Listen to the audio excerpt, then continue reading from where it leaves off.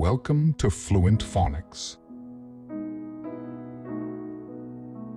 Today, we will discover the proper pronunciation of the word underbrush.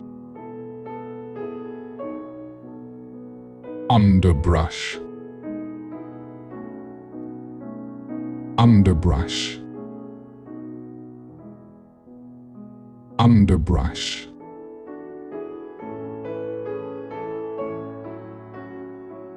Here's an example of how one might use it in a sentence. The hiker carefully navigated through the dense underbrush to avoid getting scratched by thorns and bushes. Underbrush refers to the dense vegetation, such as bushes, small trees, and foliage that grows beneath the canopy of larger trees in a forest or wooded area.